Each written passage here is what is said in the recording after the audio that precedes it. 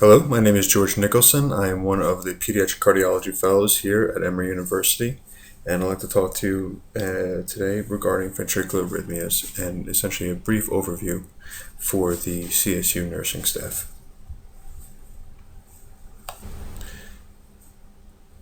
This first slide is essentially an algorithm for treatment for tachycardia in general. And although this is not something you necessarily need to memorize, I would recommend that you have a copy of a similar type of algorithm always available. They can be found on multiple websites, including the PALS websites or the American Heart Association.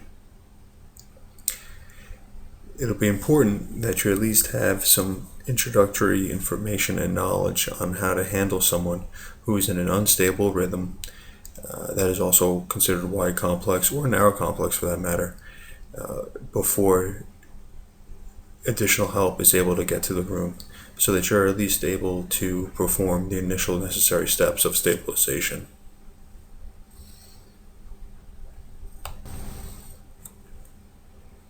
To start off, regarding ventricular arrhythmias, just some overall general comments.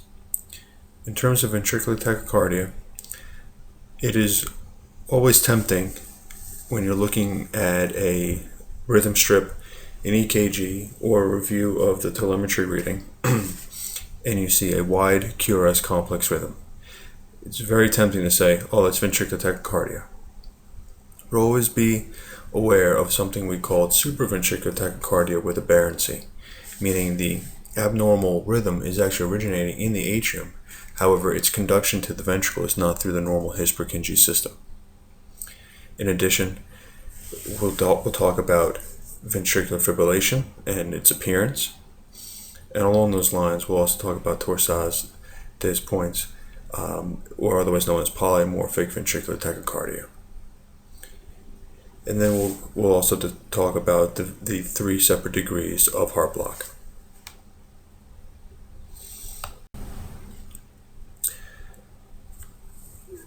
For ventricular tachycardia, the differential diagnosis is usually either it's a ventricular in origin, hence the name, or, as I mentioned before, SVT with aberrancy. The key to look for is atrioventricular dissociation.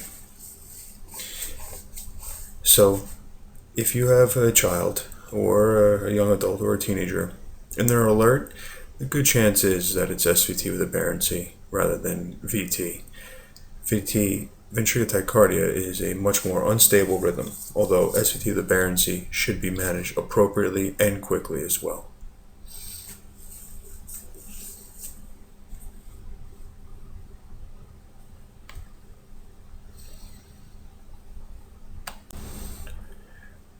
Various causes of ventricular tachycardia are pretty numerous. Again, they include electrolyte imbalances, in particular disturbances in potassium levels, magnesium levels, and calcium levels.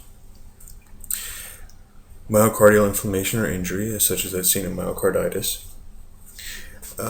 Just myocardial dysfunction, as seen as cardiomyopathy, and those can be restrictive or dilated, more commonly dilated. And again, that's due to an overall stretch or dilation of the myocardium itself, leads to a disruption in the normal electrical activity and conduction pathways. A new onset arrhythmia in an individual who has had a heart transplant is rejection until proven otherwise. And that's always a key finding to keep in mind.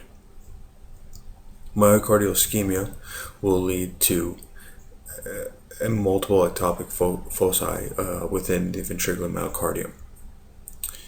Long QT syndrome, as we'll talk about, will also lead to ventricular tachycardia, as will drug toxicity, and there are many drugs that can cause this abnormal arrhythmia. In terms of the treatment of ventricular tachycardia, again, the most common things to remember are your ABCs. You have to secure and ensure proper airway first and foremost, and then turn your sights on to breathing and then circulation. CPR is often initiated as well, because the vast majority of times, if there is a ventricular arrhythmia, you usually have less than a minute of alertness in the child or the young adult before they deteriorate from a clinical standpoint. If the child is unstable, we recommend synchronized cardioversion at 1/2 to 1 joule per kilogram, and that's if the pulses are present. If the pulses are absent, we recommend defibrillation at 2 to 4 joules per kilo. If the patient is stable, you can try medical therapy with either lidocaine, amiodarone, or procainamide at the doses listed there.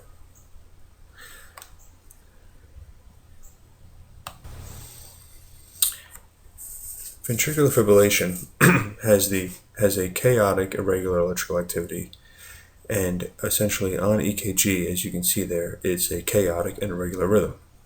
There's a wandering baseline, and essentially what this results in is that the ventricular myocardium is rapidly firing in a completely desynchronous manner. Therefore, the ability to circulate blood is extremely and extraordinarily limited. And this EKG, as you see here, would be something that's good to kind of burn to your memory, because this is a classical ventricular fibrillation type of appearance. So if you see this is VF until proven otherwise. There are multiple causes of ventricular fibrillation, such as postoperative complications or instability, severe hypoxemia, hyperkalemia, and multiple medications, but the common ones are digitalis, quinidine, catecholamines, and general anesthetic medications. Patients suffering from myocarditis will also develop ventricular fibrillation if they are severely ill, and those that have a severe myocardial ischemic insult can also develop it as well. Again, the treatment, it's always good to have one of those algorithms in mind, and again, remember your ABCs, and always be prepared to initiate CPR, even if you're the only one in the room and you're the first responder.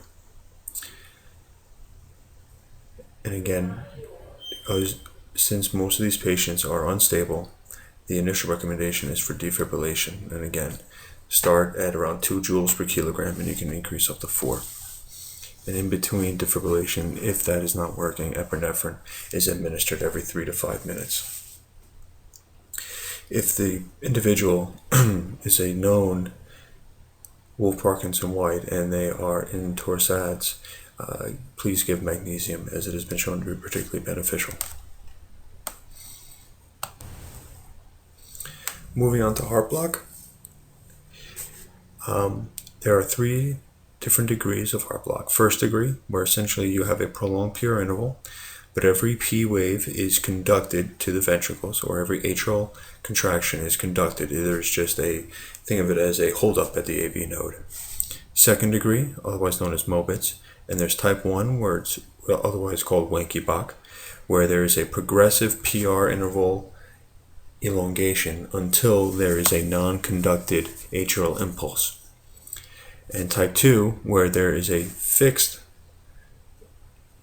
prolonged PR interval with intermittently non-conducted atrial contractions.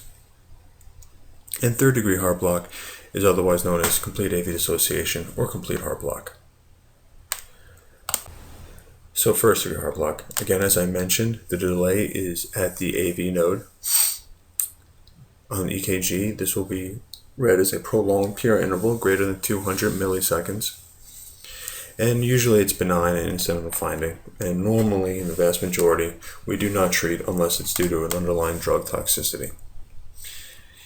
And other common causes, in addition to multiple medications, are infectious diseases, myocarditis, Lyme's disease particularly has been known to cause this, as has rheumatic fever, and any of the causes of cardiomyopathy, whether dilated or restrictive. And individuals with a known congenital heart disease, such as an atrial septal defect or Epstein's anomaly, has been shown to have an association. But again, unless it's due to one of the underlying or identifiable etiologies, this is a benign finding and we normally do not treat it. And again, it's not necessarily useful to remember every drug that can cause first-degree heart block, but rather, if you find an individual who has first-degree heart block, then investigate whether or not they're on any medications, and then look at each individual medication and see if they can cause it.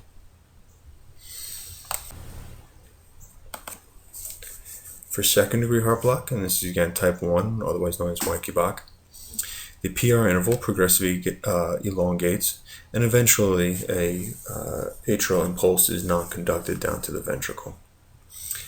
And again, this is due to an increased progressive refractory period at the level of the AV node. So if you look at the EKG rhythm strip there at the bottom of the screen, you'll see that the PR interval marches out, but it does elongate until there is a dropped P wave. And again, this is usually found in otherwise healthy individuals, and in these cases we consider it benign and we do not treat it. However, if an underlying medical cause is found, such as myocarditis again, cardiomyopathies, or an ischemic insult, then at that time we will treat it. Or if it's known to have congenital heart disease, and again, atrial septal defect and Epstein's anomaly has been associated with this. In specific, if an individual is on digoxin and they develop this abnormal arrhythmia, or they do develop this type of heart block, then again, you always send a therapeutic digoxin level to see if you actually are in the therapeutic range or if you are in the toxic range.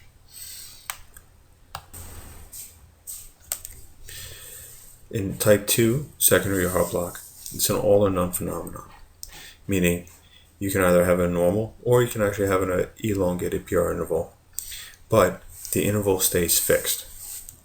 So it's a failure of conduction at the bundle of His, or slightly inferior to the AV node. And again, it's due to prolongation of the refractory period in the His-Purkinje system, and it can be pathologic. If you have an individual that has this type of arrhythmia or heart block, we will evaluate for a pacemaker, as these individuals frequently do progress to third-degree heart block. So we consider this to be a malignant rhythm. And as evidenced by the EKG at the bottom of the screen, you can see that the PR interval is fixed. However, there are multiple non-conducted P waves.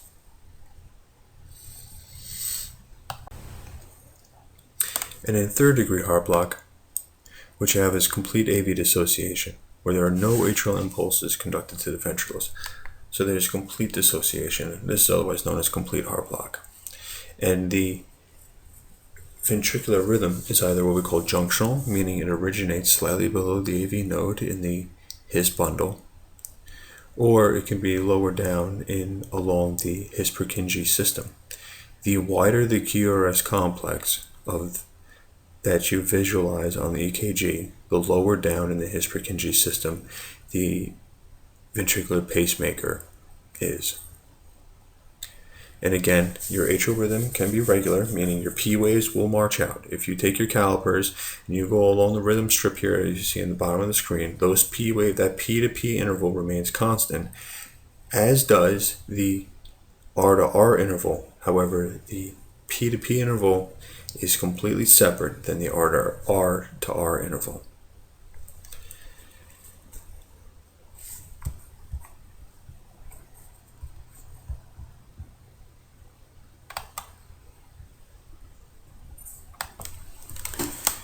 In addition, the etiology of Stokes-Adams attacks oftentimes will be complete heart block or complete AV dissociation. Stokes-Adams syndrome or attacks essentially refers to a sudden transient episode of syncope that occasionally will feature seizures. Essentially, prior to an attack, the patient becomes pale, their heart rhythm experiences a temporary pause, and then the patient themselves may collapse. And the period of unconsciousness essentially lasts about 30 seconds, and breathing continues normally throughout the attack, so that when the patient recovers from these attacks, they become flushed, essentially as their heart pumps extremely rapidly, and it pumps the oxygenated blood from the pulmonary beds into the systemic circulation, which has become dilated due to hypoxia. And the treatment for third-degree heart block is a pacemaker. There is no medical therapy for this that will fix this.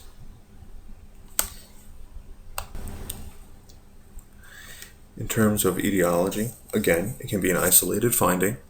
It can be associated with congenital heart disease. And one of the more common or classically tested associations are with L transposition of the great arteries. In addition, maternal lupus oftentimes leads to congenital heart block, and that's due to a direct destruction of the AV node by the maternal autoantibodies. It can be an acquired finding, particularly after cardiac surgery, and in those that require cardiac surgery that involves the region surrounding or including the AV node. Myocarditis, and again, that's a diffuse inflammatory infiltration of the heart muscle itself. Lyme's disease, in particular, has been known to cause heart block as well, and again, that's due to a direct destruction of the AV node, or at least that's the theory behind it. In addition, rheumatic fever. Other infectious causes include diphtheria as well, and Kawasaki's disease. Those who have systemic lupus, again, may go on to develop third-degree heart block. And those that have myocardial ischemic injuries, again, can also develop it, especially if the ischemia is in an arterial supply of the AV node. Multiple drug overdoses can cause third-degree heart block.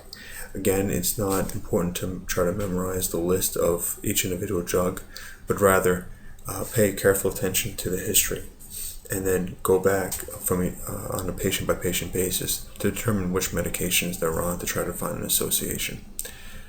Cardiac tumors, in particular rhabdomyomas, which invade the myocardium, can cause it, especially if it invades and destroys the normal electrical conduction tissue. And those that have hypocalcemia or muscular dystrophies have also been known to have third-degree heart block as well.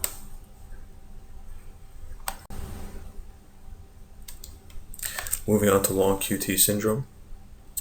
The formula that we use to determine what the corrected QT interval is, that you take the QT interval that is measured divided by the square root of the preceding R to R interval.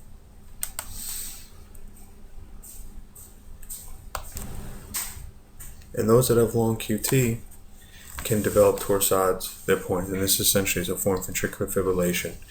And classically, it is described as a abnormal wide complex QRS rhythm that is abnormal, dissociated, and essentially has the appearance of a party streamer.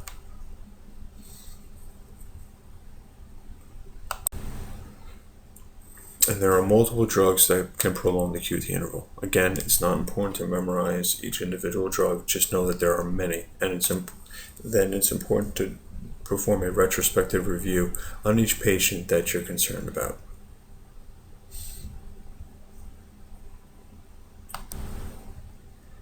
That is the conclusion of the Ventricular Arrhythmia lecture. I'd be happy to answer any questions. Thank you.